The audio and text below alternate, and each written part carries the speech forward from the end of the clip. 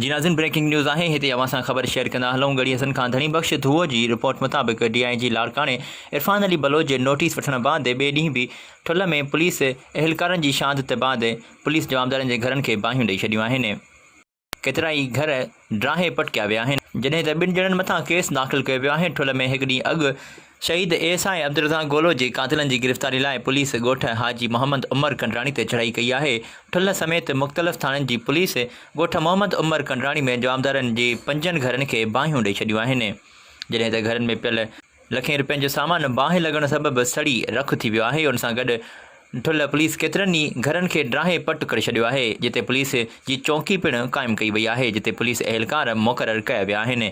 ॿिए तरफ़ शहीद ASI जे कातिलनि जो केस A सेशन थाणे ते दाख़िल कयो वियो आहे। ASI बशीर अहमद नसीराणी जी फ़रियाद ते 2 ॼणनि मथां केस दाख़िल कयो वियो आहे, जंहिंमें अब्बास कंडराणी ऐं हिकु नामालूम जवाबदार खे शामिलु कयो वियो आहे।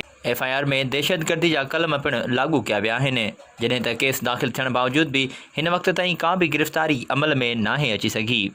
रिपोर्ट शेयर करे रहियो आहे गणी हसन खां धणी बख़्श धुओ। वधीक तफ़सीली ख़बरुनि लाइ ॾिसंदा रहो जुस्तजू न्यूज़ ऐं असांजे Facebook पेज जुस्तजू न्यूज़ खे लाइक करणु न विसारींदा।